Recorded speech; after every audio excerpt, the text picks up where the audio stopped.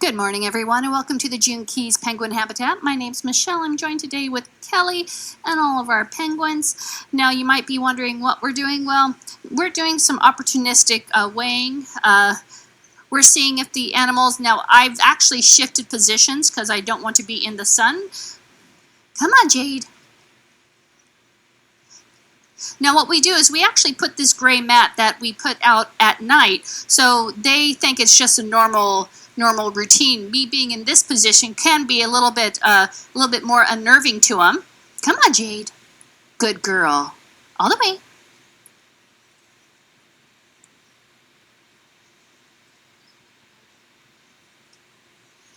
But also we're working with this heat.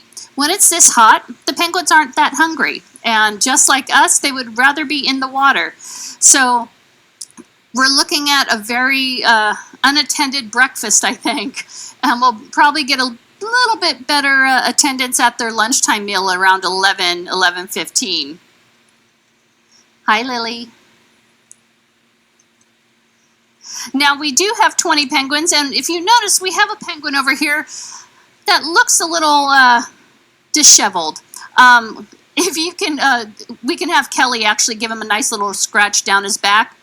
All those feathers are coming off. He's going what's known through as a catastrophic molt or explosive molt. And what happens is he actually is losing all of his outer feathers. Now, this is the first time this has ever happened to Gats. Gats is our youngest animal here in the exhibit. And so him not really knowing what's going on is kind of sad. All the other penguins have been through this. Gats is actually a little bit different looking. He doesn't have that double black band that all the other penguins have. But once he starts growing in his new feathers, he will have that. But if you notice when Kelly was preening him, that's what that's called, allopreening, he starts preening her, because that's how a lot of times the penguins will lose those feathers, the ones that they can't get. But we help them out with that. So if you notice that when Kelly was cleaning this morning, there was lots of feathers on deck. There was lots of feathers in the water. That's normal. Luckily for us, we do not have all of our penguins go into molt at all the same time, because that would look like a huge mess. But we actually have the youngster starting first. So usually Gats will be the first. And then the second to youngest would be Astaire and Fisher. Now, like I said, they're going to be doing a lot of allopreening. You can see here Admiral Fancy Pants is preening Floyd. Now, normally they would not like each other, but at this point in the stage with how they feel, those feathers are really itchy. They don't mind preening with people, with animals that they haven't preened before. But you can see Admiral's doing a very good job of preening Floyd. Now, the food that we give them is restaurant quality. It's a mixture of herring and capelin. Each penguin likes to do it a little bit differently. One thing that they do is when they get ready for molt. Hi, Astaire. You gonna walk on? Good job. Can we get away? Oh. Kelly's falling down on her job. Come on, Fisher. Does Fisher need his med?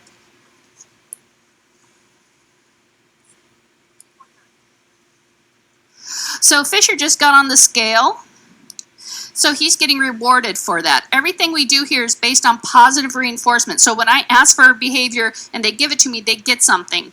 Now, like I was saying, Fisher is pretty much going to be the next one that's going to be going through his mold. And you can see how his feathers are looking a little bit brown back here. That's what happens when you start seeing the penguins kind of looking not as sleek.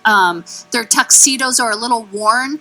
That's what's happening. They are developing, they're getting ready for their body to swell up. As you can tell, he is quite large right now. But they swell up and all those feathers will start to fall off. And they come off pretty easily. You can see that Kelly has a nice little pillow right next to her body.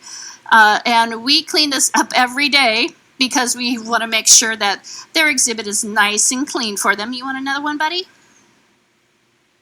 No. You want some scratchies? Now, this brown that you see, like I said, is just nature's way of telling that they are getting ready to go into their molt. The feathers aren't as tight. They're not as dark. It's just kind of their way of getting ready. They're not in the happiest moods when this is happening, and what we do is we try to kind of mitigate all those problems, because they won't go in the water when they're going through their molt, and that could take 2 to 3 weeks. So what we do is we keep it nice and cool up here. We have a mister system that will go on when it gets a little warm, and today is going to be one of those days because it is going to be in the high 80s. So we have the mister systems on. It brings the temperature down, and so they're just that much more comfortable back here. Now you might have noticed, sorry, I have a scale on my microphone. You might have noticed if you go to our online page is that we actually have 3 youngsters, 3 penguin chicks. And currently what the penguin chicks are doing is they're doing their day trips behind the scenes here. Now we can't just bring them out because that's going to be a little shock to their system. So what we do is we take them out for short excursions. So this morning around 7:45, I brought them from their nursery to our back holding pool. And at around 11:45, they're going to start going back into their nursery because we don't want to have them out here too long when it's too warm. They have strict temperature guidelines that we're following right now. Now today is going to be a hot day, so if it gets too high too quick, they will go back earlier. But for the most part, I looked at the weather report and we should be good for our 11:45 departure. Now that will be done in front of our sea otter exhibit. So if you do want to see the baby chicks, they're no longer babies pretty much. They're about the same size as all these guys, but they do look a little bit different. Like I said, they used to look like gats, but right now they're beautiful because they have all their new feathers. They have it's almost like a silver gray on their back and a white chest. And they don't have that distinctive double black band, but they are doing really well in their back holding pool. You'll see these kind of holes. Those are actually the penguin condos. And those penguins will go back there and actually start vocalizing. And those vocalizations can be heard by the chicks. And so it's really interesting to see their reactions to that. Well, at this point, I think breakfast is done. I don't think I'm going to have any takers, so we'll go ahead and get off mic. In around 5 minutes, they will be feeding our seals and sea lions. Definitely check that out. We are going to be feeding these guys again around 11 o'clock, right before the pinniped feed.